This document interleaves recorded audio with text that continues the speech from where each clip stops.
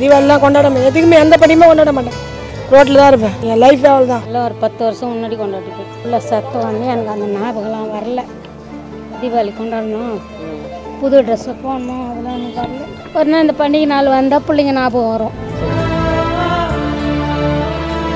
புள்ள தான் போயிட்டாரு, எங்களுக்கு சந்தோஷம். ஒரே புள்ள தான். பசங்க வெடிச்சா போதும், பிள்ளைங்க நல்லா இருந்தா போதும். அதுங்க நல்லா இருந்தா நம்ம நல்லா இருந்த மாதிரி தான். தீபாவளியெல்லாம் கொண்டாடுவீங்களா? எங்கே ரோட்டில் தான் கொண்டாடுவோம். எங்கள் தலை இந்த மாதிரி வியாபாரம் வீட்டில் கொண்டாட மாட்டோம்.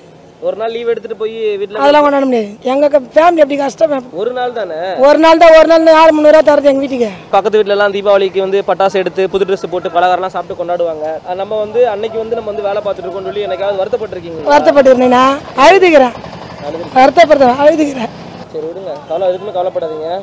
கடவுள் இருக்கிறாரு. கடவுள் இருக்கிறாரு. நமக்கு கடவுள் கொடுத்த வாழ்க்கை ஒரு வாழ்க்கை.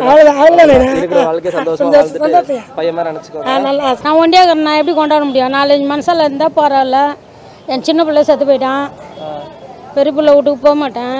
தீபாவளி கொண்டாடினா வீட்டில் என்ன காசு தருவாங்களா? இங்கே வந்தோம்னா 10 ரூபா சம்பாதிக்கலாம். 10 ரூபா சம்பாதிக்கலாம். ஆமாம், நம்மளா ஆஹா ஓஹோ அண்ணா இருக்கும், நம்மளே கஷ்டப்படுறோம்.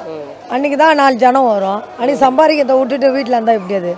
ஆனால் உங்களுக்கு ஆசை இருக்கும்ல, ஸோ தீபாவளி அன்னைக்கு நம்ம லீவ் போட்டு புது ட்ரெஸ்ஸு பலகாரம் பட்டாசுலாம் வெடிச்சு தீபாவளி கொண்டாடணும்னு ஆசை இருக்கும்ல? அது சின்ன வயசில் இருந்தது. கல்யாணம் ஆயிடுச்சுன்னா நம்ம பிள்ளைங்களுக்கு தானே ஆசை. எங்கள் சின்ன பையன் வந்து திடீர்னு ட்ரெயினில் மாட்டி செத்து போயிட்டான். அதனால வந்து என் பிள்ளை சத்தம் வந்து எனக்கு அந்த ஞாபகம்லாம் வரல.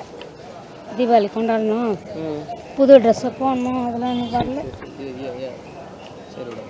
என்ன உங்கள் பையன் மாதிரி? சரியா சரியா. அதனால வந்து நான் அதெல்லாம் கொண்டாட மாட்டேயா. தீபாவளி விட்டால் வேற வருமானம் இல்லை. குடும்பம் கஷ்டம்னால அதை அப்படியே விட்டுறது.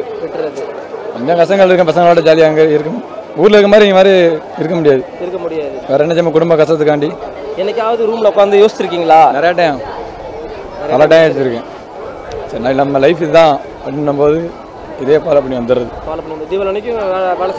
ஆமாம், வேற வழி இல்லை. வேற என்ன நம்ம ஊர் போனோம்னா அப்போ நீ வேற கடையை பார்த்துக்க. ஊர் போன்னு சொல்லிடுவாங்க. அடுத்த வேலைக்கு வரங்கண்டா தம்பி ஆள் ஃபுல்லாகிட்டுமா வேற கடையை பாருன்றாங்க. வேற நம்ம வேலை தொழில் பண்ணுறோம் இல்லை, வேலை தான் பார்க்குறோம். வேற வேலையெல்லாம் நம்ம இறக்கே போக முடியும். அதுக்காண்டியே நமக்கு அவசியம் பார்க்க வேண்டியிருக்கு. இல்லை, வருமானம் பத்தலைங்கப்பா. சும்மா இருந்தால் அன்றைக்கி ஒரு 500 ரூபா வருமானம் வரும். வேற ஒரு அதை வந்து வேற ஏதாவது கொடுத்து உபயோகமாக கொண்டு போயிடலாம் அப்படின்னு. அவங்க நம்ம வீட்டில் இருக்கவங்களுக்கு தேவையான கொடுத்துட்டு அவங்க வீட்டில் சந்தோஷமா இருக்காங்களா? அதில் ஒரு மணி நேரம் வீட்டில் இருப்போம், மற்றபடி வந்து ஓடிட்டே தான் இருக்கும். ஓடிட்டே தான் இருக்கும். ஆமாம். ஹாப்பி தீபாவளி.